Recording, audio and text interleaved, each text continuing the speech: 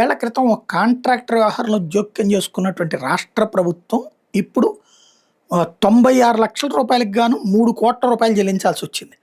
Nandyal cooperative spinning mills సంస్థ తమ భవనాల నిర్మాణానికి 1986లో మోహన్ రావు అనే కాంట్రాక్టర్తో ఒప్పందం కుదుర్చుకుంది. ఆ సంస్థ తనకు బకాయిలు చెల్లించలేదు. దీంతో ఆయన ఆర్బిట్రేషన్కి వెళ్ళారు. తీర్పు వచ్చింది. 18% వడ్డీతో 96 లక్షల బకాయిలను మోహన్ రావుకి చెల్లించాలని ఆర్బిట్రేషన్ ఆదేశించింది.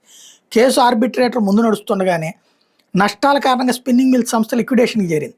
అందులోని కార్మికుల వేతన ప్రయోజనాలు కాపాడేందుకు రాష్ట్ర ప్రభుత్వం 2001లో Andhra Pradesh relief undertaking special provisions act 1971 కింద జీవో జారీ చేసింది.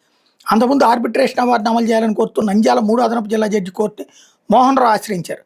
జీవో ద్వారా స్పిన్నింగ్ మిల్ నిర్వహణలో రాష్ట్ర ప్రభుత్వం జోక్యం చేసుకుంది కాబట్టి తన బకాయిల చెల్లింపునికి మిల్లు ఆస్తులు సరిపోకపోతే ప్రభుత్వ ఆస్తులు విక్రయించాలని ఆదేశించాలని కోరుతూ నంద్యాల సబ్ కలెక్టర్ తహసీల్దార్ కార్యాలయం విక్రయ జాబితాలో చేర్చాలని దరఖాస్తు చేశారు.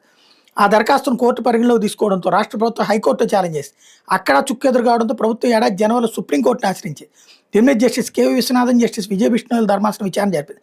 ఇరు వర్గాలు చర్చించి ఒప్పందానికి రావాలని సూచించింది. ఈ మేరకు అధికారుల సమావేశం వన్ టైం సెటిల్మెంట్ కింద మోహన్ రావుకి 2.55 కోట్లు చెల్లించడానికి అంగీకరించారు. కానీ తనకు 5,64 లక్షలు రావాలని మోహన్ రావు గురువారం ధర్మాసనాన్ని చెప్పారు. అన్ని కోణాలు పరిశీలించిన న్యాయస్థానం అంతిమంగా 3 కోట్లను ఇవ్వమని చెప్పి 8 వారాలు గడువు పెట్టింది.